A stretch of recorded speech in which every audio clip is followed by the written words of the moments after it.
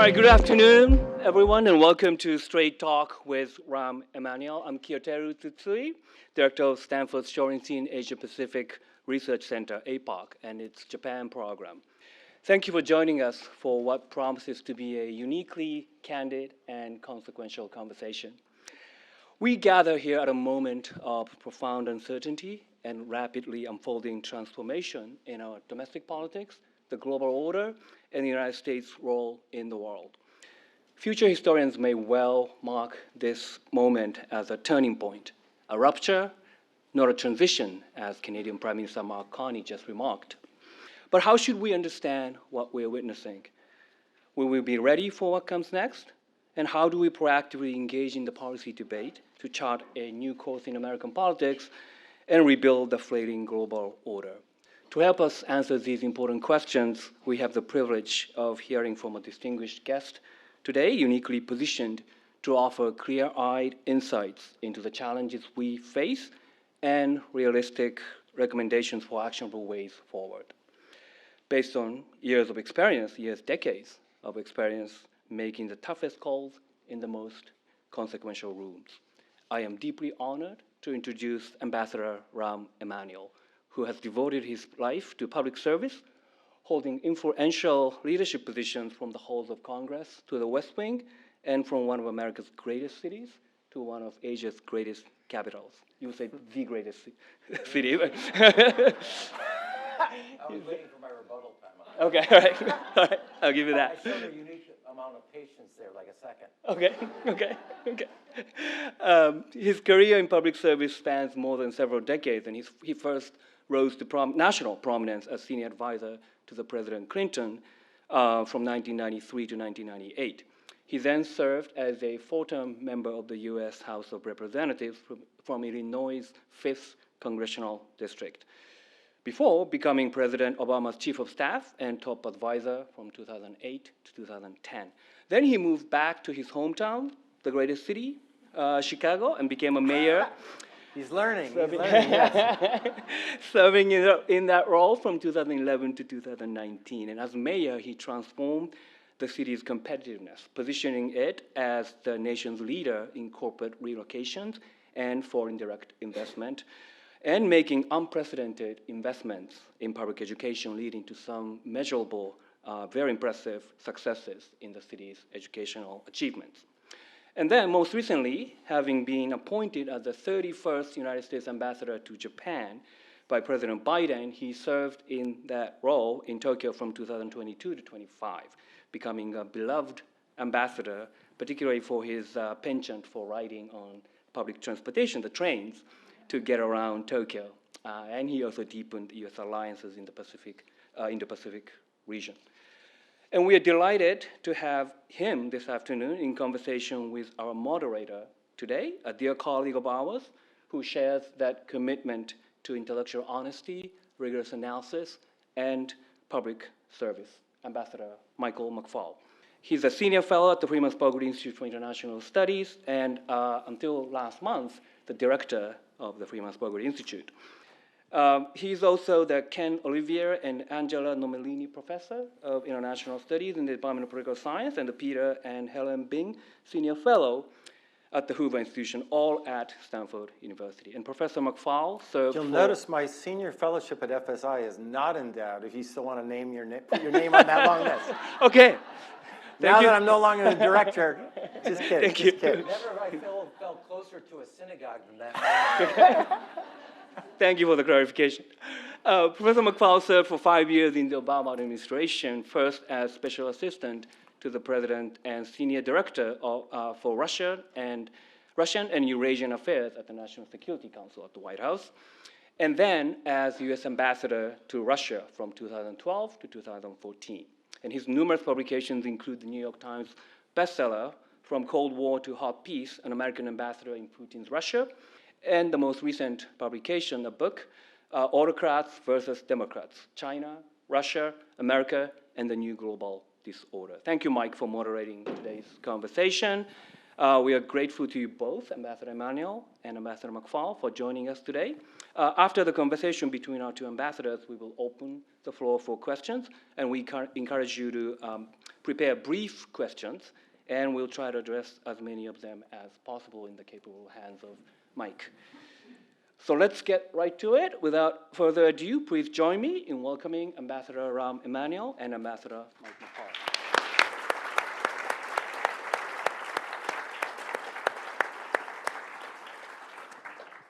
So, His Excellency, Ambassador Rahm. I make my family call me that after that. Okay. I'm going to call you Rahm then. First of all, thanks for coming back to Stanford. Great to have you here. Second, we are at the Freeman Spogli Institute for International Studies, and APARC is our host. But your career expands both foreign and domestic. So I'm going to focus most of my questions, I'm going to be brief, on the international. But I want to make sure everybody knows you can ask Rahm anything. Doesn't mean he's going to answer everything, but we can answer. And I want to get to questions as fast as we can. I live by the rule of Henry Kissinger. Does anybody have questions for my answers? And that's how we're going to play. Well, that's a good way to get started. I just want to be clear that he was serious and I'm joking, okay? And we did work together at the White House. By the way, I've never been able to say this publicly, so I'm going to say it now. I worked on the campaign with Senator Obama for a couple of years. And then we had this transition period, and there was, I'm not going to go into details, but there was some shuffling about who should work at the White House with us and who shouldn't. And I know that Rahm went to bat for people like me to make it. He thought that we should have people that were expert on the countries that they served in, the National Security Council. And I know there was somebody else who had my job lined up, and I was given a backup job, just so you know. My backup job was ambassador to Ukraine. But Rahm fought to get us all there, and I just want to thank you for that. Imagine all the CNN time you would have gotten if you had been ambassador. Well, there's that. There is that. There's a green room, you know. Well, Okay. I did leave Russia the day before Putin invaded Ukraine, so I do spend a lot of time with NBC News. But let's talk about you. Let's talk about Japan. Yeah, let's talk about me, my favorite subject. Let's go there. So let's start with just the bilateral relationship, U.S.-Japan relations. Tell us how you would describe it at the end of your term, and then tell us how it's changed to this moment today. Okay, one is I'll start with both a true joke, a joke that happens to be true. I'm very close to my two brothers on either side, and they said, "Ambassador? Rahm?" And so I like to say that after they're not the only ones that said that, just so you know. Yeah. All of Japan said. You couldn't Google Rahm and ambassador or diplomat in the same sentence. So they're still an ally. So there's that. So you know, can't be said about everything else that we've been doing recently. So look, I think there's a couple things that I think we accentuated at, and one is in the Indo-Pacific, Japan is the long pole of America's kind of presence. Right. And reach. And I say that, I don't want to have to say this each time, militarily, economically, strategically, security-wise, they're the long pole. By way of reference, a lot of people I'm sure here know this, but you know, the largest military footprint America has anywhere in the world in a single country is in Japan. It's the only place in the world that is a permanent aircraft carrier. Nowhere else in the world. And so those are just examples. For the last 5 years, the United States is the #1 foreign direct investor in Japan, and Japan is, for the last 5 years, #1 in the United States. Half of Japan's investment, or of the 1 million Americans who work for Japanese companies, half are in manufacturing and industrial. So just by kind of historic area. So second is, so I would say also, and there's ways to illustrate this, that wherever we went, whether it was the trilateral with Korea, or the trilateral with the Philippines, or in the Quad, the one constant next to the United States was Japan. It still is Japan. And so that kind of gives you the structural frame, et cetera. But and then I got, what is the goal?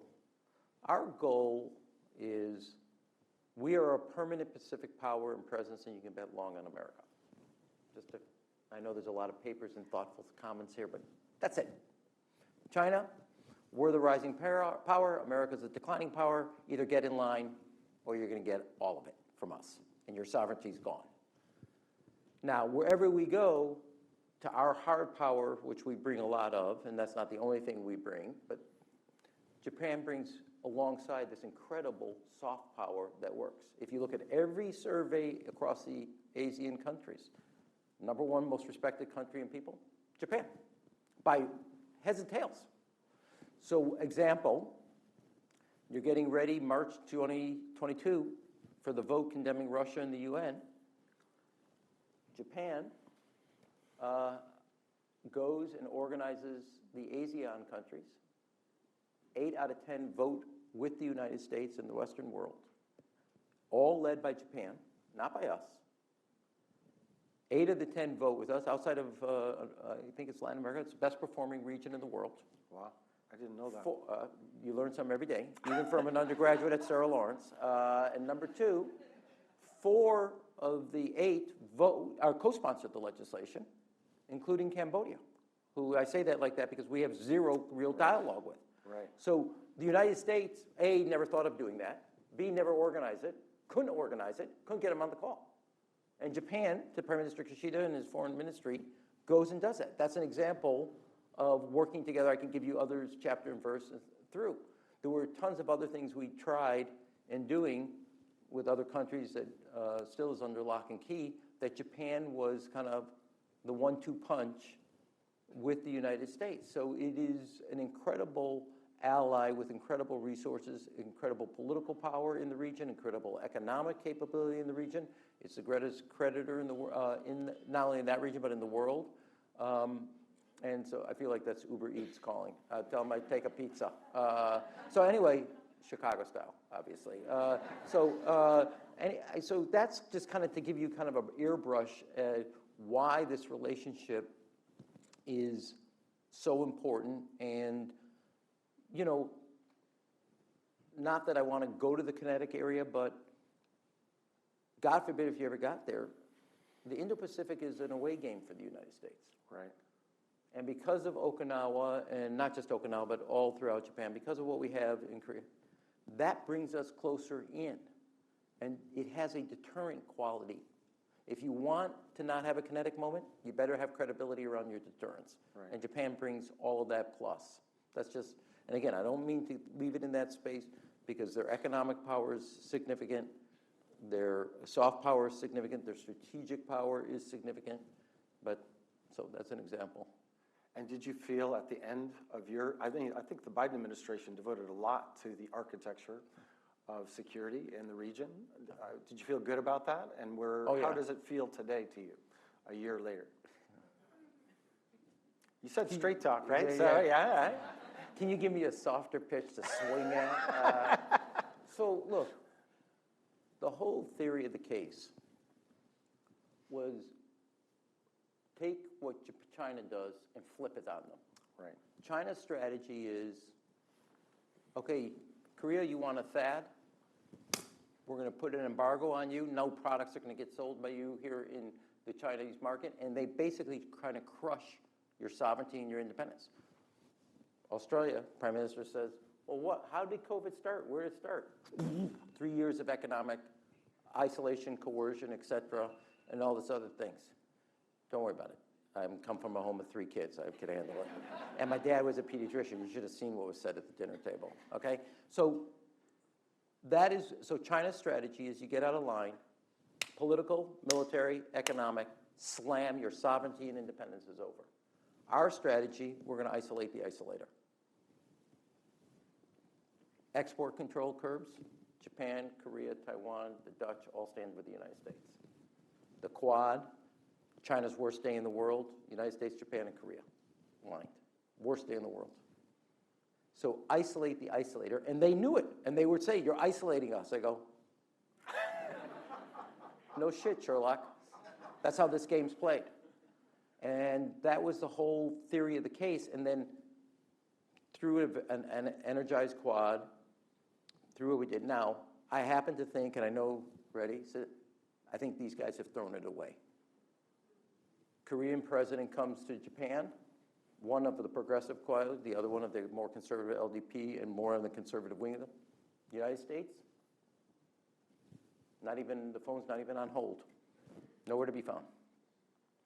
Quad, we have spent every administration, regardless of party, spent 35 years bringing India into the fold. Because if his ego, and Modi would not kiss his tush, I was going to say something else, but I felt comfortable with Yiddish with this group.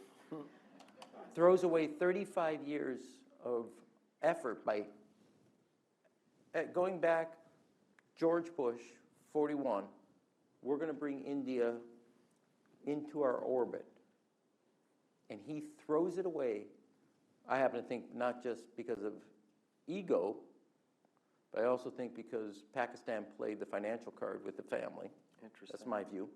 And the kids, and it's been well documented in the Financial Times. We throw away what had been, both through the Quad and other things, one of the most successful long-term projects. And then when you look at not just the Pacific part, but the Indo part, India is your anchor. So I don't even know where to begin. How they have made a mess of. And remember, nothing's final in politics. To quote President Obama, you grab the baton, you run your race, and you hand it off, and hopefully you picked up the pace, and you ran it better for your section. And and I know this also from being in 2 White Houses.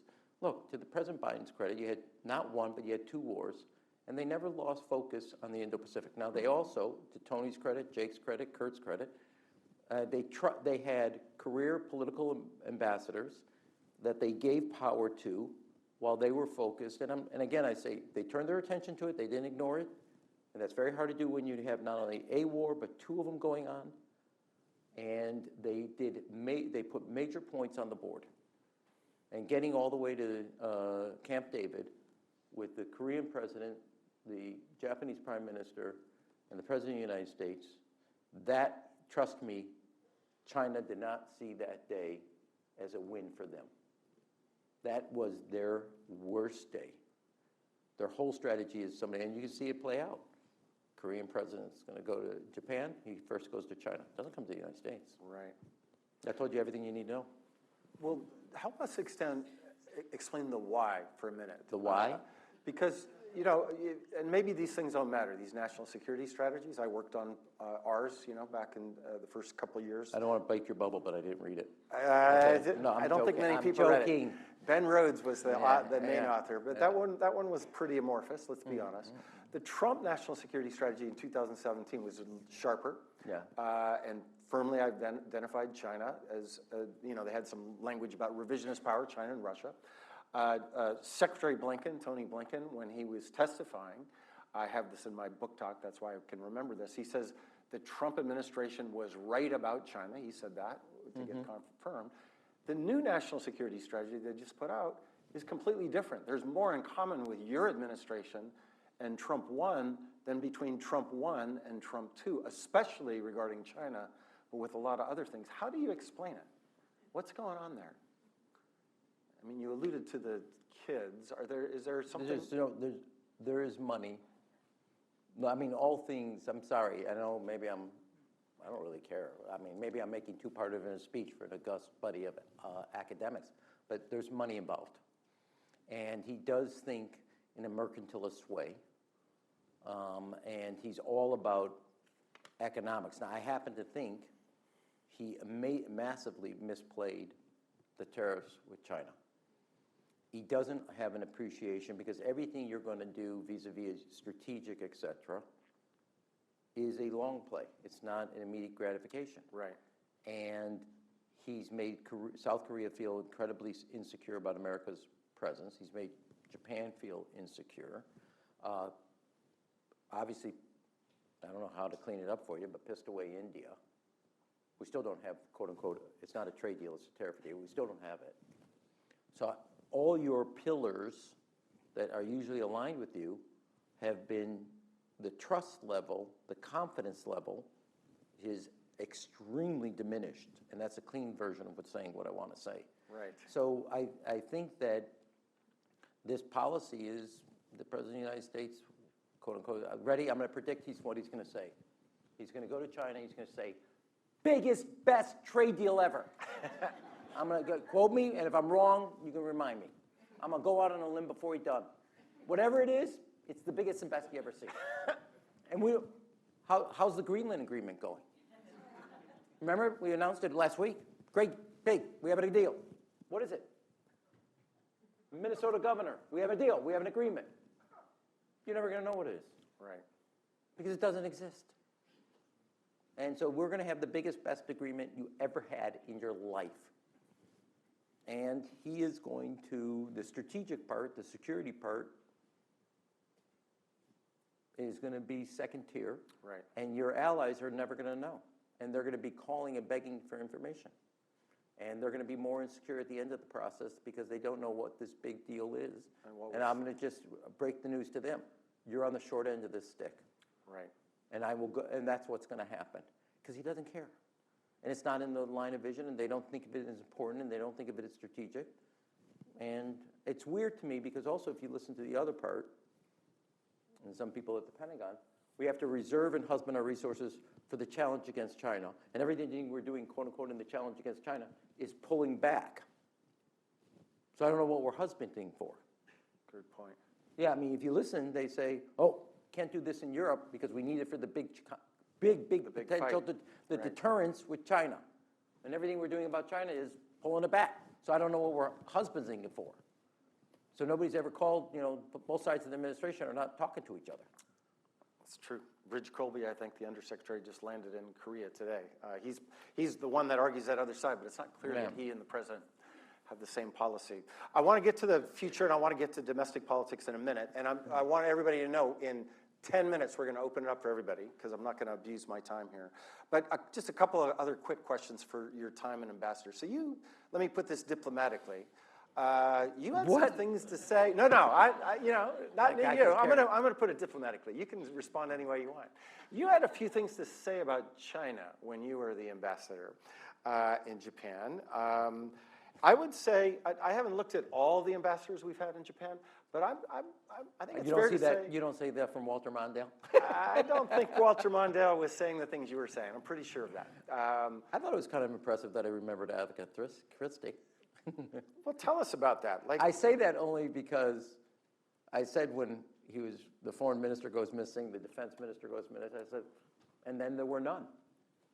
Now, I happen to be saying it was, now the head of the PLA Armed Forces is gone. Well, that's true. So, yeah, the novel of Agatha Christie, who knew? They're all going, like disappearing. And so I know, but I wanted to. Yeah, tell us about the strategy. I mean, first, was it just you popping off, or was it part of a orchestrated? Yeah. It was? No, there was. There was an for individual, there was a person at the West Wing gate. I let him know, period. No. There is a famous story. So this is how it all comes up. The Agatha Christie tweet, which I kind of thought was kind of good personally. Tell us that story. I don't know. So the story is, it appears in the president is on Air Force One flying back from a foreign trip, not from the region. And it appeared, and he's reading it, and he laughs, and Tony reads it, and Jake reads it. This is told to me. I'm not on Air Force One, so this is told to me. So it could be not true, but told to me more times than once, so I'm believing once. And the president goes to Tony, when did you sign off on this? And Tony goes, I didn't. And then Jake realized, they look at Jake goes, we didn't know. So then they realized that this was an AWOL ambassador just going off. And my attitude on this was, and there was political capital.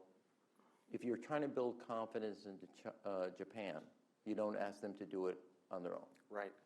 Now, the other thing is, I mean, I said that, but we were talking earlier, but when China decides at Fukushima to shut off all the fish exports from Japan to China,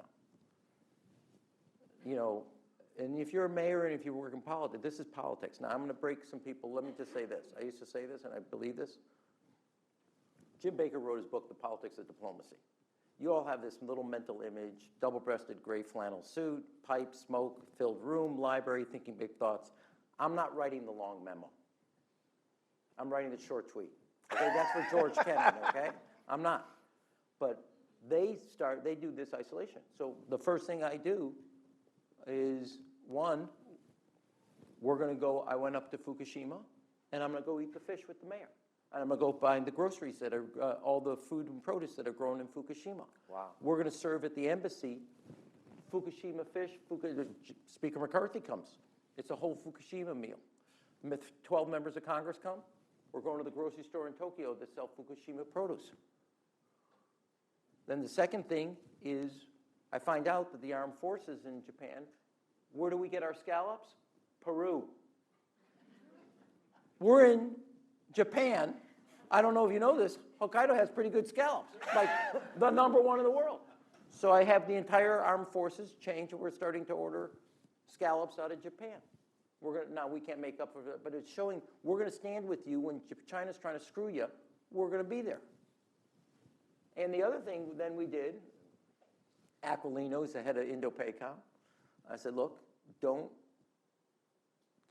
change anybody's flight patterns, but we know Chinese boats are in Japanese waters fishing. Get me a picture of their boat because they're fishing. And we happened, then I tweeted out, here are the 5 Chinese boats, all in Japanese water, selling Japanese fish that Japanese fish can't sell in China. And I'm going to do it. I'm going to use all the political. This is everybody goes, oh, you got to be in the world. You got to do a modern, but nobody does it. They talk about it. And so that's what we kind of did. And the reason I went at China is I wanted to show the allies there was political support and willingness to stand firm. America wasn't asking you to do something if we weren't going to do it ourselves, and made an example of it. And more importantly than that is come and do it when they were a victim. I was going to stand with them. And we had some impact. And it then gave Japan courage to do certain things when we asked them on our other stuff as it related to China that they would do it. But I kind of went rogue. So that's the short end of the stick.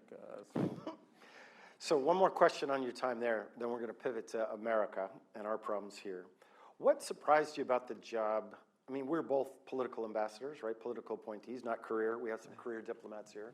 What surprised you most in a negative way about the job, and what surprised you most in a positive way that you didn't know before you got there?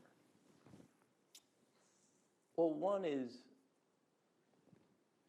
you know, everybody tells you, I mean, if you had looked up, I'm not an ambassador, I'm not a diplomat. I know that doesn't come as a shock to you because within 10 minutes you realize that. But they all, oh, you can't go to, I mean, and I kind of thought about it and I said, you know what, I'm going to be me.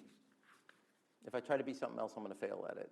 And if I'm going to fail, I might as well fail trying to be myself successful. Right. And then the other thing that quickly came to mind is diplomacy is politics. Yes. So I'll give you this as an anecdote of something. I remember on my first phone call with Ray Green, who's my DCM at the time, I said, I'm going to go meet the foreign minister, I'm going to go meet the defense minister, I'm going to meet the prime minister. I said, do all the research not about their career, but tell me about their personal interests. So the foreign minister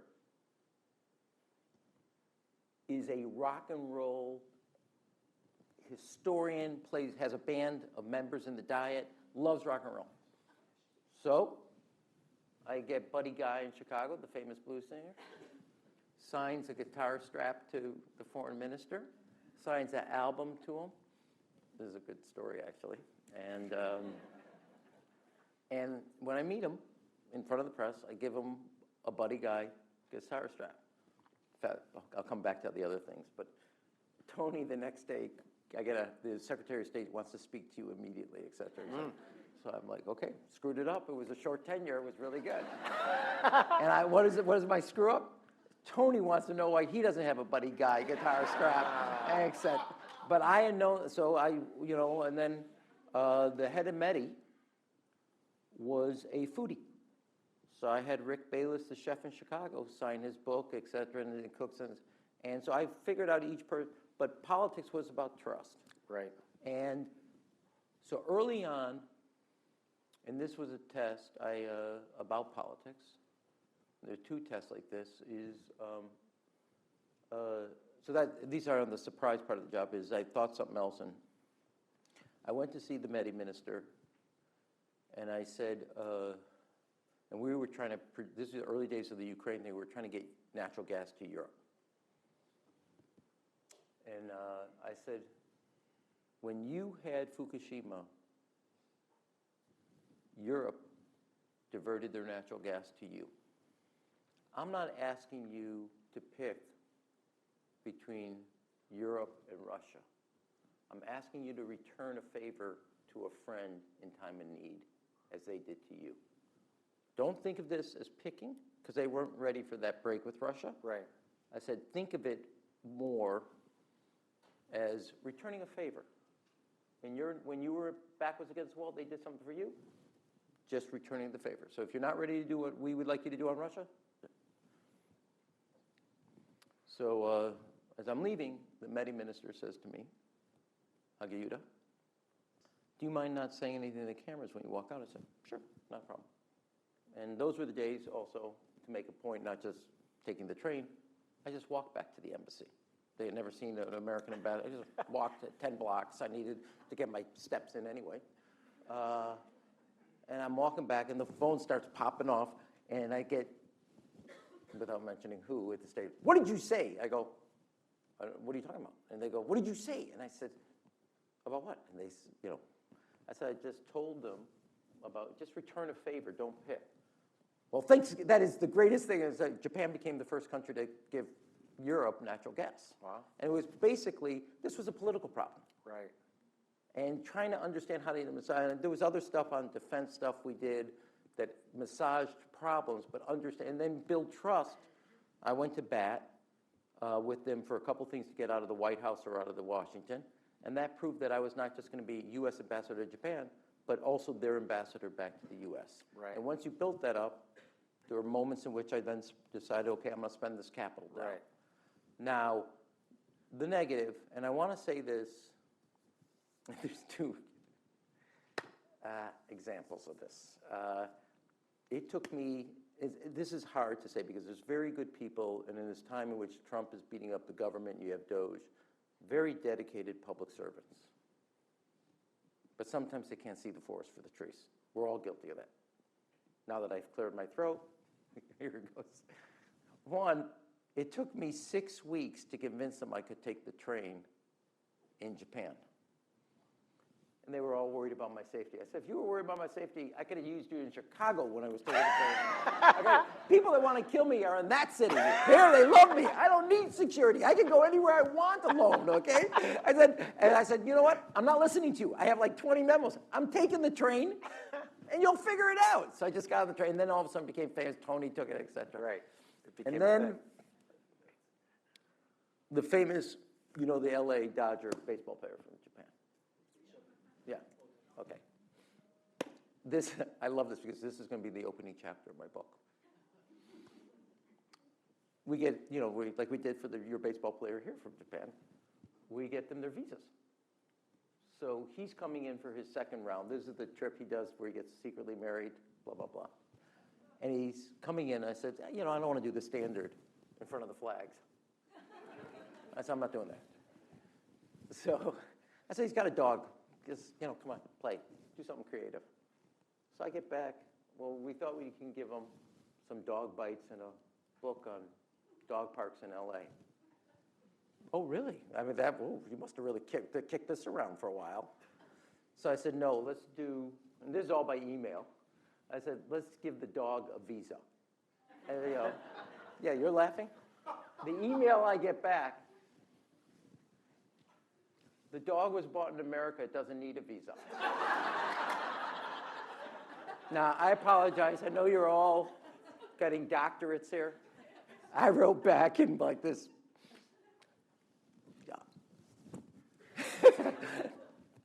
No dog needs a goddamn visa. This is a spoof, you schmuck.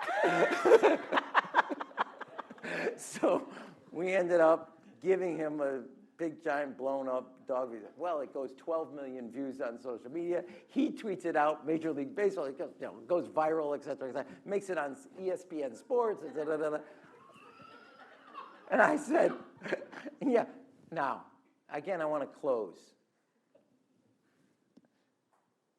There are very dedicated people at the State Department working really hard. Sure. You know that. And of course. We all get kind of ground into our zone where we can't think, we can't see the forest for the trees. But And one thing on the first thing on like the taking the train is I had Phil Roscom, who was working the communication with other people. I said, do a study, go back, show me all the visuals, turn the sound off, of all the visuals of American heads of state, and the Secretary of Defense, our Secretary of State, Commerce. And what happens is, it's the same picture. 7 black Suburbans pull up. Right. You know, you've seen this. Yep. Out of 4 doors of all 7, you know, you get 20 big, giant, burly guys, sunglasses, even though it's raining outside, and, you know, earpieces. And they come out. A little Secretary of State walks across. He walks into the building. An hour later, they walk back into the car. 7 Suburbans drive off. We look as arrogant as we are. And if I can spot arrogance, which is an expertise of mine, which is I am, I go, that's impossible. And so if you want to do public diplomacy, big surprise, take the train. Japan loves the train. Right. Okay, so take it. And I happen to take the train my whole life, so it wasn't like a big stretch. Right. But if you can't sit there in the class for quote unquote do public diplomacy. And then one time you want to do public diplomacy, well, that's security. In the safest country in the world. Like, you want to tell me something else? Great, but don't tell me about security. I'm from Chicago. I can handle Japan's security, okay? So those are type of the things, that type of Those stuff. are great stories. Well, I want to pivot to the audience, but I want to ask you 2 more questions about America and I the promise public these service. will be short to get to your questions. Yes, Well, that will my be the questions answer to the first one. I want to answer. We'll see whose questions are better. But one, let's pivot to, I don't know quite how to ask this question.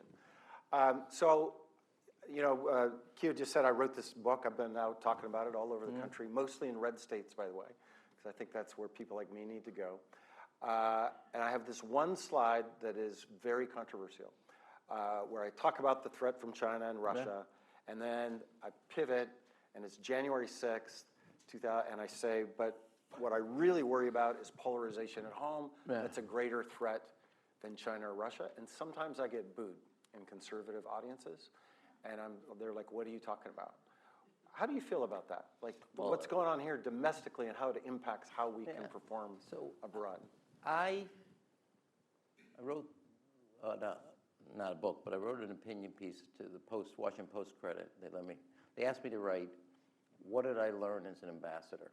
And to their credit, I say that because they didn't do the normal 800 words. I said, I can't do that in 800. It's just not possible. And I wrote about Japan, I wrote about China, but the country I learned most about was America. You go 8,000 miles, and look, I've been in the circus. I've been, you know, I got the first ring, and I got all the elephant and all the poop and everything, and I'm part of that. Notice I picked the elephant and the poop, not the donkey, okay? And being 8,000 miles away, you see a lot, and you kind of have a distance and a perspective you don't get when you're in the arena, et cetera. Yeah.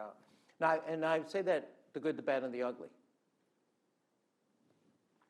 But I might walk away, and I would say, and you said red states, and I try to catch myself on this, and I say this by way of example. When I was by President Clinton's side, when Oklahoma happened, did a Google search, won't be peer-reviewed here. You know, in 1995, when this happens, nobody said he was going to a red state that he lost. That's a great point. When You just don't know Oklahoma. George Bush wins presidency with only like 500 Chads in Florida, goes New York City. Nobody said he's going to a city that voted against him. Right. We all have adopted this. We've invented this. Yeah, we've invented this division, and then it starts to seep in. And that's on us, all of us. I went to Mississippi, as you know, recently to highlight their educational gains in reading that's referred to as the Mississippi Miracle. There they refer to, and everybody, I went to a county, Water Valley City, 3,200. County, Trump wins by 21%. They had a traffic jam. It was about 180, 100-some people, standing room only. Sheriff had to get out to direct traffic. But just going, Right. I didn't pick it because if I only went to an area that, you know, either Kamala Harris won. So that's one thing. But here's my big take, and I've been saying this around. We have a 30-year low on reading and math scores. China didn't do that. We decide whether we change it or we're okay with it. We have declared war on the greatest research university the world has ever seen. Not China, we decide. We have decided to stick and double down on the 20th century energy rather than the 21st century. Not China. So to me, when you look at the political divisions, and I'm not saying that is not a challenge, it is, and I actually think the country's yearning for getting us back on our right axis. Yes. And there is this, which is why I believe in universal national service for every kid, your last 6 months of high school. The choices we are both making and the choices we are making by not making is what scares me. Now, you could add to that list that I had, but as in the interest of getting also to your questions, what we are not doing is our problem. China's made a decision about China in their interests. We could get away as a country operating where 40% overperform and the rest of the country kind of drafted right behind, to use a biking metaphor. We have never faced a country 3.5 times our size. And you know the old quote? Sometimes quantity has its own quality. We don't have a person to waste or a community to overlook. Everybody in this country has something to contribute if we're going to keep winning. And we make a decision, and I'll use this as a metaphor, but to talk about this, and we talked a little at lunch about this. Every time you have a national poll over the last 30 years, there's a battery of questions. Who do you trust more on Social Security? Democrats, Republicans. Who do you trust more on national security? Democrats, Republicans. Who do you trust on taxes more? Democrats, Republicans. You know what one question wasn't asked just in the last 5 years? Education. It's just dropped out of the debate. Now, you are as a country, I'm going to go on a limb. All of our kids are fine. My 3 kids are fine. Your kids are fine. All of them. You're at a 30-year low where 50% of your kids cannot read.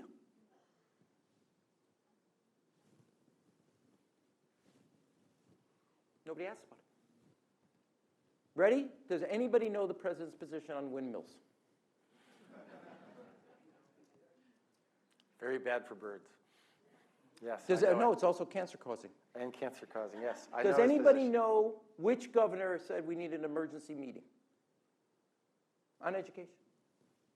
The answer is bupkis, as my grandfather would say. We decide these things. And we've just shrugged. I find this, so when you ask me, learned a lot about America. Now, you put the American innovation and entrepreneurship at task on point, back off. That sucker will take off like nothing else. Nobody can do, I used to say this, lip sync it, great research on innovation, financial system, blah, blah, blah, blah, blah, blah, blah, blah. It's actually not just good rhetoric, it's true. When the United States decides there, private sector money, entrepreneurs, the idea of profit, back up, IPO, bought off by a bigger, it's an engine like nothing else has ever been replicated anywhere in the world. It is incredible, and it's a gift. And we've been literally abusive of that gift. Yeah.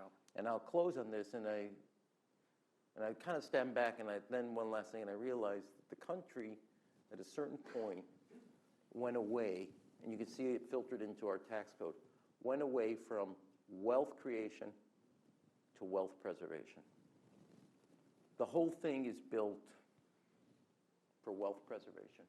The step-up basis in taxes. Basically, it has nothing to do with wealth creation. It has to do with preservation. It's incredible, and we have lost our game. And so that, to me, is, when I look back at it, that's what I kind of see. We're basically, as long as we're okay, great. Screw the rest of it. Well, I want to ask you what the solution is, but I've gone on too long. I have 22 more questions, and I think we have 15 minutes left. No, or don't worry, we can do go we a have? little. We can go a little bit longer. So, oh, we do. Okay, so let's take some questions, and Well, I'll decide. Maybe I'll get tired and Yeah, bored. yeah, you can decide as long you as you guys want. have 45 minutes. I'll just get up and go, okay? So let's do this, and I'll ask some of my other questions if I want to. I'll weave them in if they dovetail with yours. But we have 2 microphones, so we're going to ask that you line up, right? We want people to line up at the microphones and ask your questions. If you could introduce yourself and ask 1 question. And we're going to have a special event for those that want to give speeches at 5:45. We will have plenty of time for speeches here. You can come in and give it as long as you want. So please, let's start over here. It'll kind of be like Congress and C-SPAN at midnight. Yes, right, It'll be right. an empty hall, and you can work on your You can rhetorical just skills all you want. All you want. The acoustics are great. You can listen to yourself. Please, go ahead. Awesome. My name is Eunice. You mentioned about China and how they think for the long term because their political leadership is there for a very long time, right? One political system, one leader for a Yeah. long time. Whereas in the United States, it's like our vision is shorter because I would like to assume because of the 4-year presidential campaigns and running. So what can the United States do? What systems need to be there in order for us to think long term so we can get the infrastructure and the education that we need to support these goals that may require a long-term vision? Okay. One is, I think the critique of the United States is basically true. Like I said about India, we started 35 years ago, and that was handed off Democrat to Republican administration, et cetera. So that was a long-term strategy that we pursued. Second, by way of example, Xi realizes after COVID, we come up with a vaccine with 90+% efficacy in basically call it 10 to 12 months. They come up with a vaccine, same time frame, that has like 60% efficacy. If you know anything about the Chinese Poster Bureau, they're all using Pfizer. They were told to say something public, but okay? And Xi makes a decision basically afterward, never again. X amount of resources, we're going to compete with the United States, we're going to build an infrastructure on life sciences, et cetera. And right now, 5 years post-COVID, they're nipping at our heels and in some places passing us. I could do that on alternative energy. Right. I don't want to go here chapter and verse, sector by sector, but you get the basic point.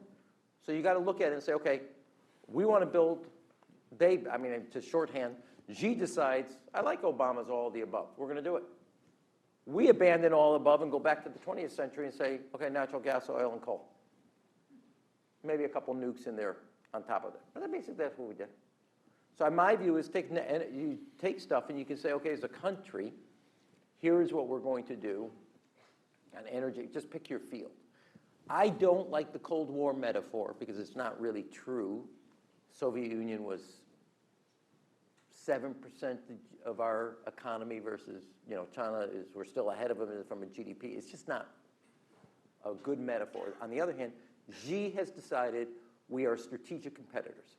We should walk away, rather strategic adversaries. We should walk away from the concept of strategic competitors, adopt the concept that we're strategic adversaries. The Cold War exists in science and technology. You got fusion, you got AI, quantum computing, just go down the list, life sciences. And we are now in a massive race. Now, the good news is we have great universities. I'm sitting in one of them, but there's great universities, public and private, across the United States. Set a goal.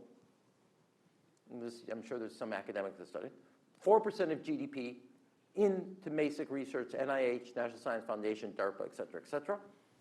Here are the spaces. Here are the clusters of excellence, and start funding it. Just take robotics. Carnegie Mellon, and the universities, Michigan, Ohio, Pennsylvania, we're going to dominate robotics and automation, and we're going to plow over the next 5 years. Here's your guaranteed accounts, and we're going to become the area of expertise. Put it in the American industrial heart base. It's just strategically and then follow, and you can do it.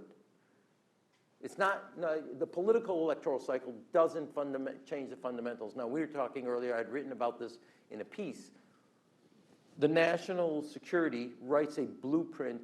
What are the challenges? The president just wrote one. You may disagree with it, but he executing on it.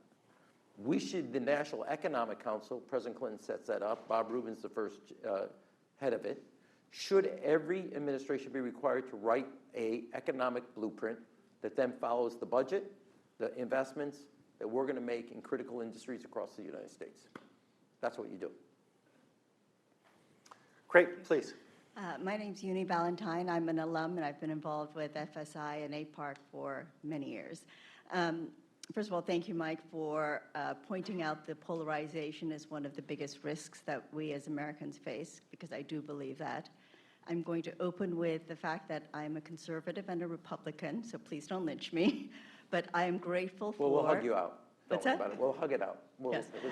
But I do believe that dialogue and engagement and understanding the other party's perspectives is really clear, right? Or really essential for the future. And when I listen to you speak, there's some points that I agree with and some points I disagree with, but this is the way... No, don't worry. When I talk, there's some points I agree with and some points I disagree with. So we're on the same page, so don't worry about it. And at the risk of raising something even very polar, I would like to hear your views. You've been in the Clinton and the Obama administrations where they too actually had a very firm stance on illegal immigration and the deportation of illegal immigrants. Okay. Right? I believe 2.5 million were deported under the Obama administration. My numbers might be wrong. These are just the numbers I'm reading. He was, let's just say he did enough deportation that people used to protest deporter, and then called him deporter-in-chief. So I'm interested in, I'd like to take away all the personality attacks, Don't worry because I about will it. Just agree got that, it. Okay. the administrator, the Trump may not be your, getting away from the personal attacks, what do you believe is the correct policy in the United States with respect to illegal immigrants and ICE? Pop quiz. Sorry. It ain't Minneapolis. Thankfully. Okay? Anyway. Let me just say, think about this. You have border agents in a city that borders St. Paul. You laugh, and I say it for that, but you were trained for the deserts of Arizona. You were trained for Texas. You were trained for San Diego. You've never been trained for an urban setting. What is a border agent doing in a city that borders St. Paul, Minnesota? You want to have, now look, to fix this, and it's not, ICE is in a larger context.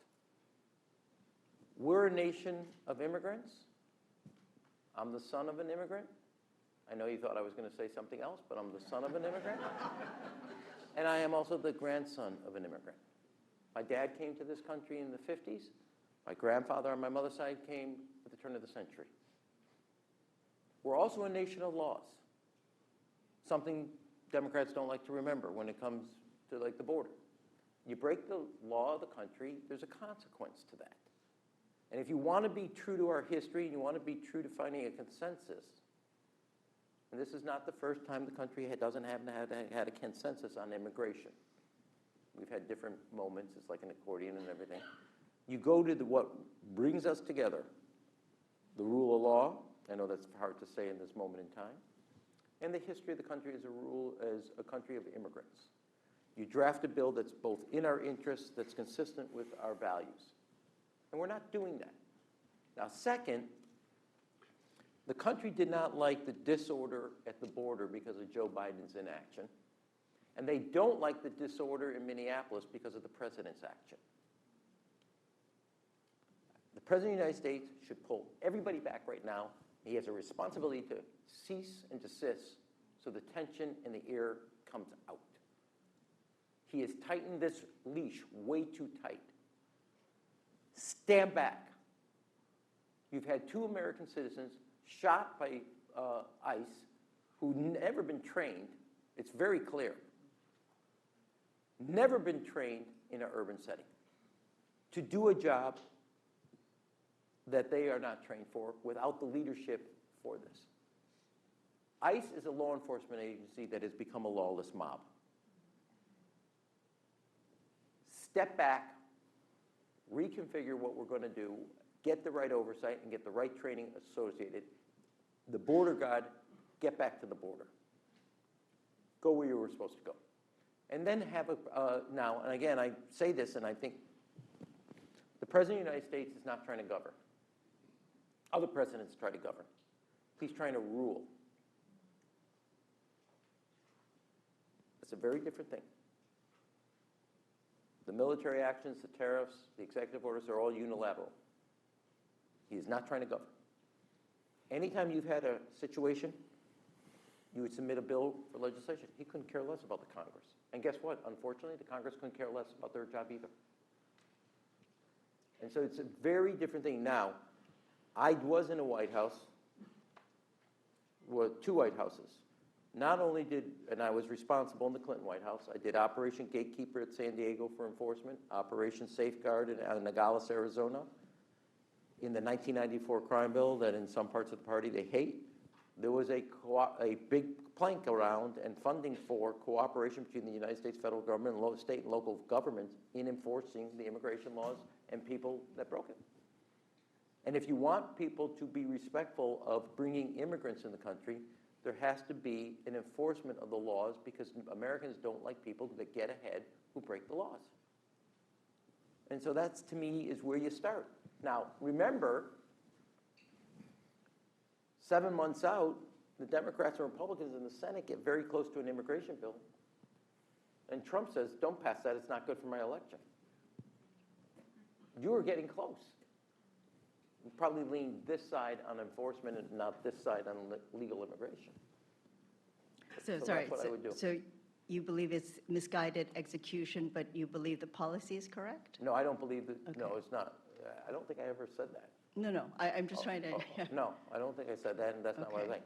I actually think well, if you want that, I think the president's designed this for exactly what he's got.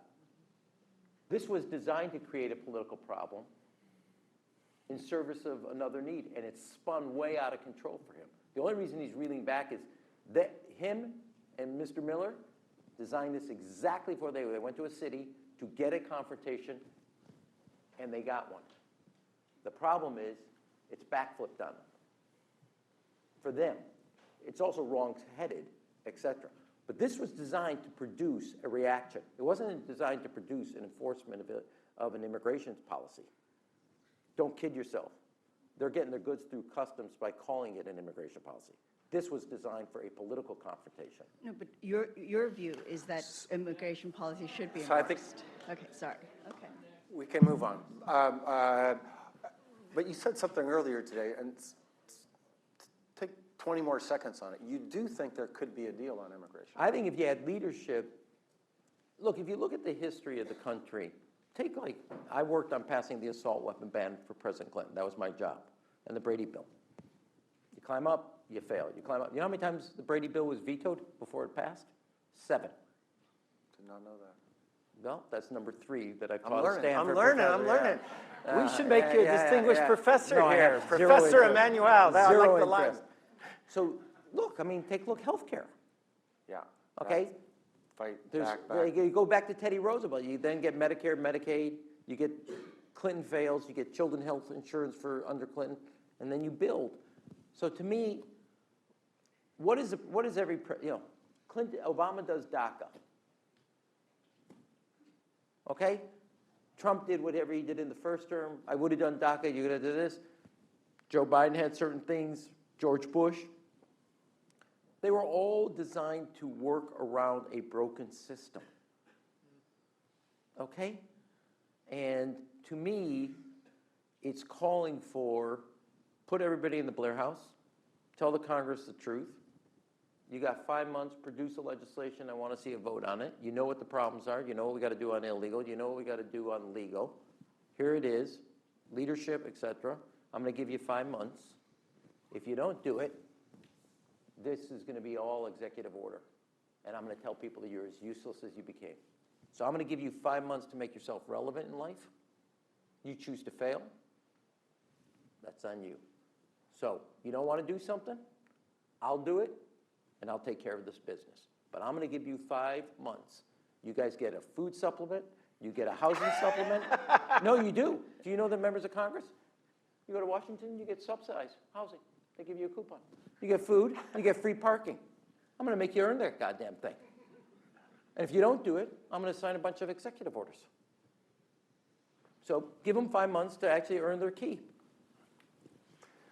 Okay, let's keep going. I apologize. I doubled down on that. Go ahead, please. Hi, my name is Nancy. This question is for both of you. Other than protesting in the streets and calling Congress and Senate offices, what can we do right now to counter the actions of the Trump administration? All of the actions, Minnesota, Venezuela, Greenland, the climate, the mental health. What can we do? Well, this, That's not to both of us. That's to you. No, both. No, Mike, I want your answer too. well, so look, this is going to be the old political. There's an election coming up. It's Donald Trump's worst nightmare. It's a referendum election. When one party has both sides of Pennsylvania, you have a referendum. He knows what's coming. That's why. And he's going to do everything possible before then. I understand, but you asked me what to do, and now, to me, there should be discipline about the Democrats on both operations and message. You say Greenland, I say groceries. You say Venezuela, I say Virginia. You be targeted, strategic. You want to, Mr. President, you want to talk about Greenland? It's up to you. We want to talk about the price of groceries here in America. You're off on Venezuela? We're about the families in Virginia that can't pay their bills. And use everything he does to come back to a referendum that he is off in boo-boo land. Chasing, like, you think what you did on Greenland is going to get you the Nobel? Woohoo! That oxygen's thin in the Oval Office. Somebody needs to change the medication. Okay, so the way, but you have to use an election, because that's how the system is. Now, in between then, the other thing you have to do, and we were slightly talking about this at lunch, there's 7 states, the last 3 presidentials, all have been decided by 600,000 to 700,000 people. Not in each state, across all 7. I believe this is going to be a wave election. I believe we're better positioned for that wave, for a wave election, and better positioned to be the beneficiaries of that wave. Meaning, in Arizona, down to the local school board, all the way to the governor, every line should have a Democratic person on it. Get a surfboard and a surfer. Because you're organizing in that election, going out, even if you don't win it, although I think you will, for 2028. It doesn't just turn up. So that, to me, is what you do, and you don't show up 4 weeks before an election knocking on the door. You show up 3 years before an election knocking on that door. You make yourself felt, present, and be part of people's lives. That's what counts. Now, there's protesting, which is a right thing to do as a First Amendment right. There is forcing your members of Congress, if you are in Senate, that if obviously we're in California, but across the country, to stop this. But he lives because politics, elections, have consequences. I know you're very cynical about that last comment, but I am not. Great, sir. My name is David Litt. I teach at Keio University Law School in Tokyo. Former partner with O'Melveny and Myers, University of Chicago alum. Law school? Law school, yeah. I heard that you recently proposed an age limit for President, Cabinet, Congress, Senate, and Judiciary. Is that correct? And if so, no? Okay. Are we speed dating or something? Okay, no, I heard your name associated with it, so it's Yeah. false information. No, it's not false. No, it's not false, okay. No. That a flat limit of 75. Yeah, up and up. Yeah, and I was curious what reaction you've gotten to that, whether, assuming you exclude incumbents, whether you could get a constitutional amendment going. No, I'm 100, look. Yeah. We have, the United States government has become a poor, cheap version of the Politburo. Yeah. Okay, and I'm absolutely of the view. Now, I want to be clear, as I said it, and I still believe this. It's part of a whole ethics package. You have Supreme Court justices taking trips paid by people with interest in front of the court. You have members of Congress sitting on committees, voting on interest, and then trading stock. And I was a guy that in all my time in public service, and I would ever do this again if I go back, blind trust. Third, I mean, I don't know what you think, but I happen to think having investor day for your own coin business in the Oval Office may be a problem. I don't know. It makes the Lincoln bedroom look like kid stuff. Yeah. So to me, but part of that is, yeah, 75, up and out, you're pre-TSA global, get the hell out of town. Yeah. And go work on your golf game. Yeah. And I mean it for the court, I mean it all the legislative branch. I didn't know this statistic, somebody wrote it when I made the announcement. Of the US Congress, 435, how many people would it affect? 10% are above the age of 75. This is insane. I mean, you know, my older brother, who I love dearly, starts sending me all the medical stuff, what happens to you. I didn't give a crap, Zeke. I said, it's politics. But I really mean this. You're done. Yeah. And bringing in not only fresh blood, fresh ideas, but I did say that, and I believe it. Yeah. And now, look, I haven't decided. I want to be clear, so don't everybody, I mean, it's California, don't everybody tweet this out. I haven't decided whether I'm going to run. But even before it passed, I'd hold myself to it. Don't worry. And so the first question I get from a reporter, well, you can't run. I said, well, then you can do math. That's the conclusion of this conversation is you know how to do math. But I would tell you one other thing. Why are you asking me that? Why are you worried about my future's fine? Why don't you start worrying about the American people's future? What if you had somebody run for office and served and said, I'm not going to worry about my next re-election. I'm going to worry about where America's going to be when I'm done. So I'm 75. Now, you can go, or you can start gardening, clean the dishes, do something around the house. Get out of here. Ride your bicycle. Huh? Ride your bicycle. Well, and there's 100 things you could do, and you know what? Here, I'll give you an example. Yeah. Go teach. Go tell another generation what public service is supposed to be about. So that's I just find this insane what's going on. Clear answer, please. Hi, Beth Van Skok. I recently served as the U.S. Ambassador at Large for Global Criminal Justice.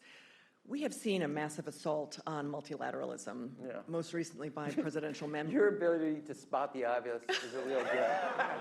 I'm really impressed. Thank you. I'm here at Stanford. Yeah, so, But you dress it up with an insight that's beautiful, okay? By presidential memorandum, Yeah. Trump has removed us from a number of international organizations. He's put sanctions on the ICC prosecutor and on judges of the International Criminal Court. How are we going to rebuild trust in the United States as a fair player on the multilateral stage? How are we going to get states to be willing to make concessions to us to get our participation when we're so quixotic in how we treat these institutions? You earn it. Like everything, like you earn trust. You don't just walk in and say, okay, I'm different than Donald Trump, although you do, but you earn it. This is on us. We have diminished. Look, the one thing I know from everything I've ever done in life, getting that rock up the hill is brutal.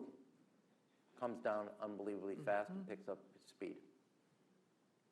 So this is going to be a long-term project. It's not going to happen overnight. If you want it overnight, go to something else. It ain't going to happen in building back your reputation and the trust that people once had in you.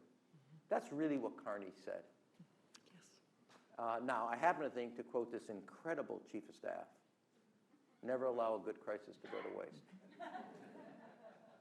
And this is a crisis, and it's an opportunity. And you got to decide what you do with that crisis. Thanks. Please. Yes, my name is Anu, and since you mentioned it, I am originally from Oklahoma City, and I was there when the bombing happened. But anyways, my question now, looking to the future, you mentioned the wave election coming up, and there's a lot of hope that the Democrats will take the House in 2026. But if that happens, my question is, what good will that do? Because, they can launch some investigations, they can do another impeachment, they can even pass some legislation, and, it'll get vetoed by the president. And he does everything unilaterally. He doesn't care what Congress does. He shuts down programs and, doesn't spend the money that Congress allocates. So Well, what one good is will that do? the president's more scared of that election than you seem to be. Yeah. So, Okay. just for the record, okay? Yeah, yeah. So I actually think you're wrong. Okay. I know you find that shocking. Yeah. But, okay? Because he can do what he wants right now, right? No, but let me Yeah. tell you why. Yeah. There's history to this. What we did in 2006 when we won the House to 2008, we set up 2008. In 1991, George Mitchell set up 1992 for Bill Clinton. 91, what happens? Makes George Bush break his tax pledge on the budget. Recession. No, he makes him break. George Bush, read my lips, no new taxes, signs a tax bill. That big budget fight sets up 1992. Now, George Bush does other things that also add to that, or doesn't do. Big deal what happens in 1991 after the 90 election. In 2000, and I played a role in this, so it has incredible historical importance. We have and I remember because I'm in Michigan with our family, we have a big conference call. David Obey, it's Nancy Pelosi's, Steny Hoyer, David Obey, the head of the Appropriations Committee, myself, Jim Clyburn, and we're having a decision. We're going to send the president this big ominous bill, set up a veto, we're going to have the fight. And, you know, I'm the pisher on the phone. And I said, we should send him the kids' health insurance bill. If you send him the budget, it's at 900 pages. Not one of us have read it except for you, David. And I said, he's going to pick one thing out of 900 pages, and that becomes the identity of that. Unless you can tell me it's a perfect piece of art, that one thing will identify that. On the other hand, if you do the children's health insurance, it's 10 million kids. And the second thing is, we're going to get 50 Republicans to vote with us. The other one, 100% of them are going to vote against us and stay with the president. Now, to Nancy's, we argue this out, we pick health care. Bush vetoes it 3 times. It's the second bill Barack Obama signs as president after his first week. Lilly Ledbetter, children's health insurance. Interesting. The children's health bill sets up. Now, it's a piece of it. There's other things. There's also a thing called the financial meltdown, et cetera. There's other things that happen. But don't, I mean this in an affectionate way. I'm not going to say it that way, but I really do. Stop being so cynical about this. He's not going to have an election. He's not going to seat this. He doesn't care. He cares. Why do you think he's fundraising so much to try to keep the House? Good. Exactly. His actions don't have your view. His actions is a man paranoid about a Democratic House. And if you get that, you're setting yourself up if you use it right. Now look, if you go right to impeachment, you've wasted it. What if you pass a minimum wage?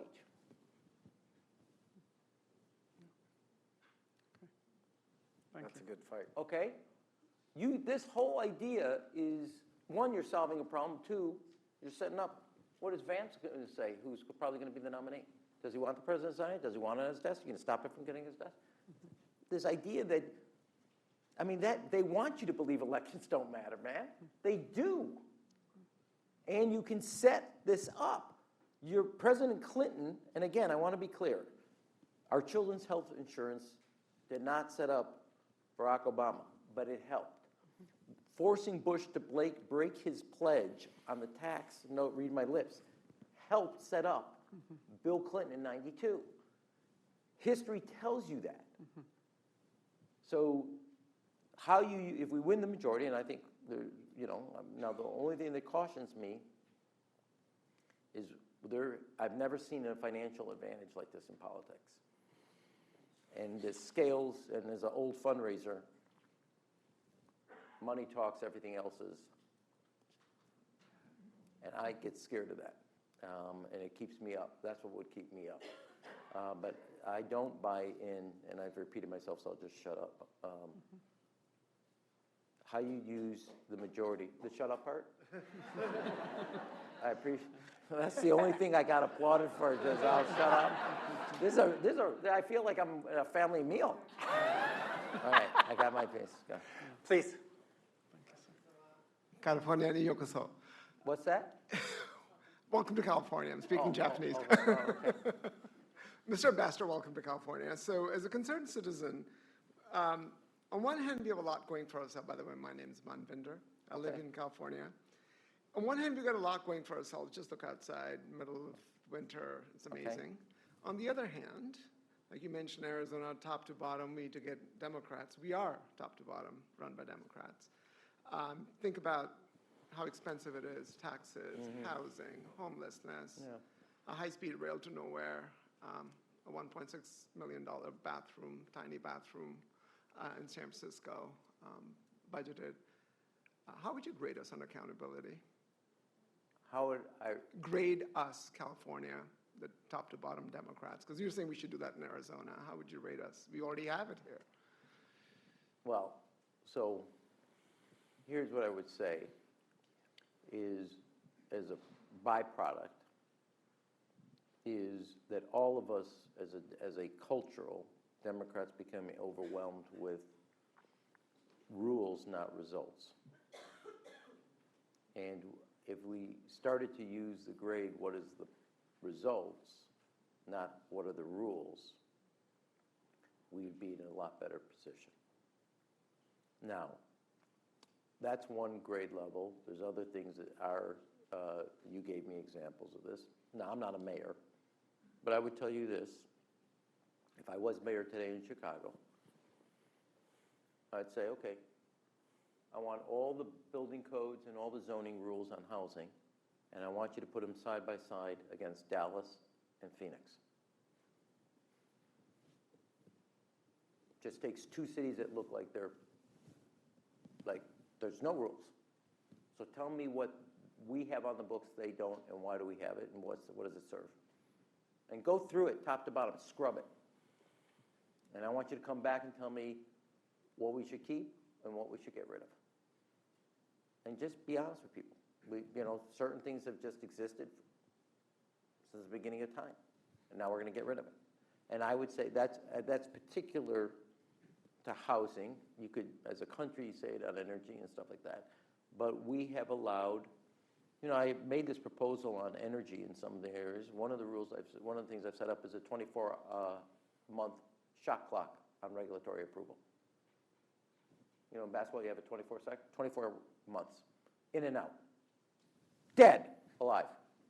But you got to make a decision. Living, used to say they got all the climate people angry at me. You can't say to me that climate change is an existential crisis that FERC will study.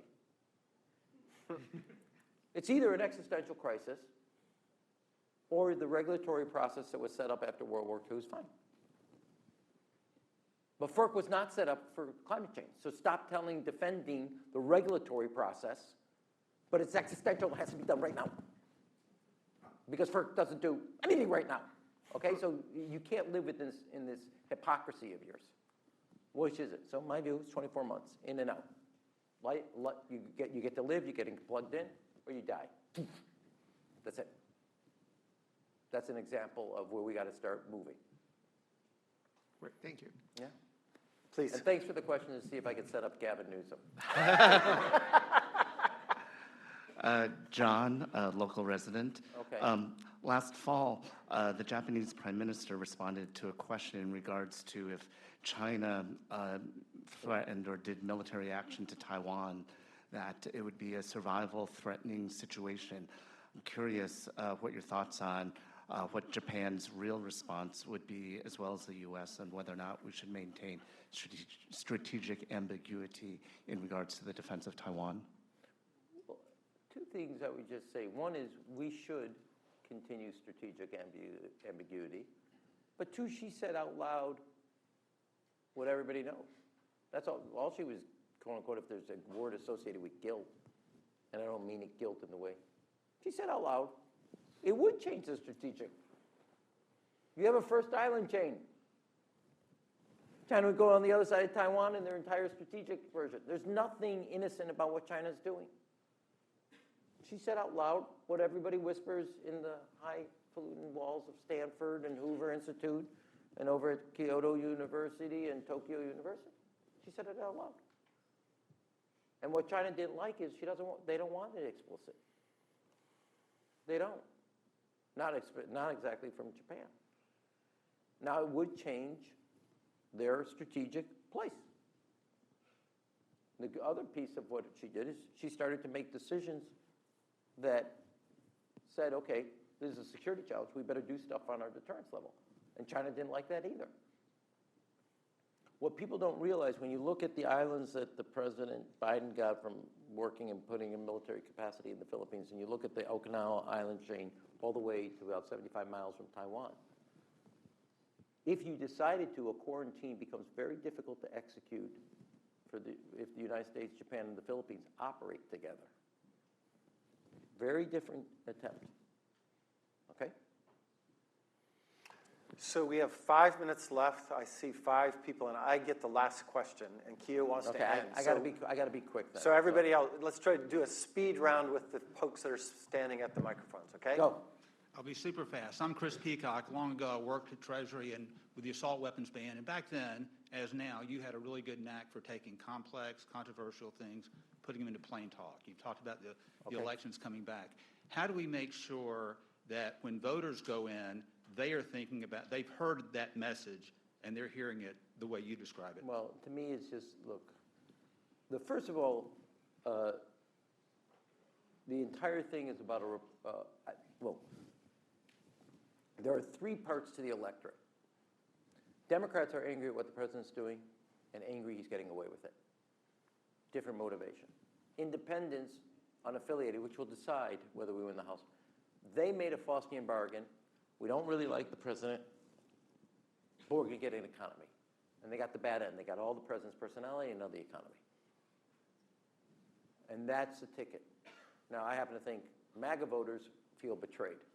You told us you were going to drain the swamp. You made the swamp bigger. You told us you're going to focus on our checkbook. You're focused on your own checkbook, blah, blah, blah, blah, blah. Our message is this is a rubber stamp Republican Congress for Donald Trump. They don't do anything. They let him get away with this. Because it's a referendum on them. Now, do I think we should have like a 6 and 06 like we did? Yeah, you should have a couple things. I drafted the 6 and 06 with Nancy. I don't even know, I can't remember what's in it. Do you remember? No. Okay, doesn't matter. You know what's in the contract with America in 94? I don't remember. So I'm for 6 in 2026. I'm for it. Whatever you want, go ahead. Get to utilities, healthcare, go. And I'm not trying to be cynical, I'm trying to make a point. It's on them. And that's why I'm like furious that Democrats, after the shutdown, Schumer, you idiot, you're running against that guy. And it happened to take healthcare from the bottom of the rubble and moved it to the top. Schumer wasn't the problem. We won that, you fools. So keep it on them, and it's a rubber stamp Republican Congress. Because in the end of the day, independent voters want a checkmate on this guy. Thanks. Ma'am. Pretty similar question. Okay, similar answer. Should you decide to run for president, how confident are you that you can keep up the straight talk? Oh, so I get a Jewish mother finally. You know, I will, so in a moment of rare self-awareness, you know, look, if I had lost for Congress, I'd be in a fetal position still dealing with it. If I lost for mayor. If I didn't think I was as successful either chief of staff or ambassador. I'm liberated. Nobody's changing my Wikipedia page. It's the last thing I'm going to do if I decide to do it. And I'm actually liberated. And you know what? The worst case scenario is I win. I have to go do this. The best case scenario is I lose and I work on my fly fishing. So I'm liberated. And I really mean this. Win-win. Like I said the other day to somebody, I closed 50 schools that were failing. Schools that had shrunk. Parents had pulled their kids out of those. It was a really tough decision. My life would have been a hell of a lot easier if I had never done it. The teachers were outside my kids' classrooms. Your dad sucks. My kids went out. We agree, my dad sucks. My life would have been easier. Those kids' life would have been miserable. So if you want somebody that knows how to husband their political capital, don't vote for me. I mean it. I'm not your guy. I'm okay with that. So I'm kind of liberated. I'm going to say what I'm going to say. If it changes, you can remind me. I'll give you your cell phone, and you can say, you promised me something. Okay? Great Yeah, I answer. have a second. I'm not giving you the cell phone, so don't worry about it. Please, go ahead. Thank you, Ambassador. Japan's Prime Minister said yesterday, like if U.S. forces were attacked in a Taiwan crisis, Japan could not just do nothing. That would damage the U.S. and the Japan alliance. How would you, interpret this message? You know, I Thank you. got to be honest, I didn't see what she said. So I'm going to dodge your question. Yeah. But I didn't see it. So, but let me just say this is, you know, credibility and trust is everything in politics and everything in human relationships. So if they decide one thing and we're not credible on our word, that won't be contained to the U.S.-Japan relationship. That's a great point. All right, last two, let's do together, okay? Okay, First go. here and then here. Go ahead. Go ahead. Just a question. Go. Please, go I'll ahead. be quick. All right. I'm John. I teach at Yeah. Cal. Thanks for Okay. letting me in. I even brought your book. I'm also an ex-Trevian, so good Okay, to share. go. John, got it. The deals negotiated between Japan and Korea and the U.S. look a lot like development finance deals.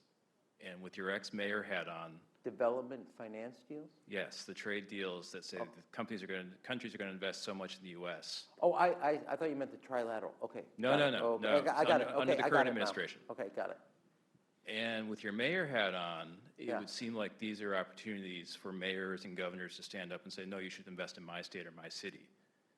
And it would seem then it would be a lot of opportunity for Japan and Korea to have a lot of leverage as to where that capital goes. And there's a really interesting market to make there. Would love your brief perspective. Okay, that's one question, and then the last one right here. Hello, my name is Isa Sadamoto. I'm a undergrad student here from Tokyo, Japan. That's why he got the last question. I did that on purpose, just so you know. I was wondering, as a son of a diplomat father as well, I was wondering what your position is, or how you navigated through times when the government in Japan and the government in the U.S. were opposed on some issues, such as the U.S. steel issue, or LGBT rights, or like balancing Japan and South Korea relations. How did I argue? Say the question again. So the last part? I was wondering what thought process you had, or how you navigated the U.S. steel issue, as well as like Japan and the U.S. administrations differing on LGBTQ rights. Good question. So, look,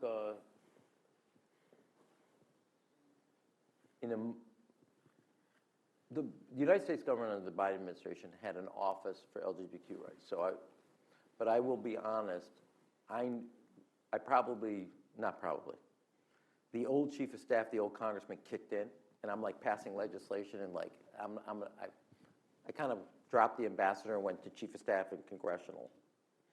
And with G7 coming to Hiroshima, I had the Japanese government right where I wanted them. Now, it was an anti-discrimination thing. I pushed too far. I got every ambassador, did a video, et cetera.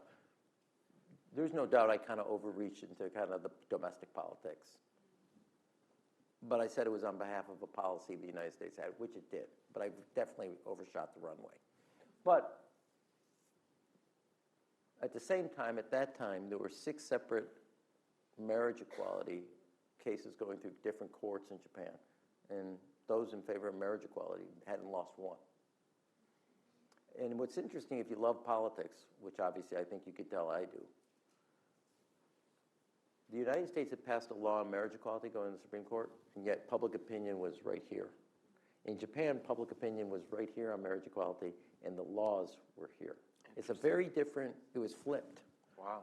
And so the country, as a country, unbelievably progressive, their laws unbelievably regressive in the political system. In our country, we passed a marriage equality, and yet when you look at public opinion, it's lagged where the laws were, from a, in my view, from where that is. So it's kind of, you know, it's an interesting phenomenon. By way of example, teasing this out, in our country, young voters climate change, racial equality, other types of issues. In Japan, young voters are unbelievably conservative on national security and other what they consider priorities. So there's just the older voters were more progressive and more kind of, from a national security perspective, more pacifistic than the younger voters who were definitely like, build up the defense, we got a problem with China, et cetera. So it's just a different phenomenon from a political standpoint, which you got to know. Then to your point, I don't mean to say this. I think you will never see, these are all, look, as somebody who's done the shiny bauble of politics, Japan's not giving the United States $500 billion.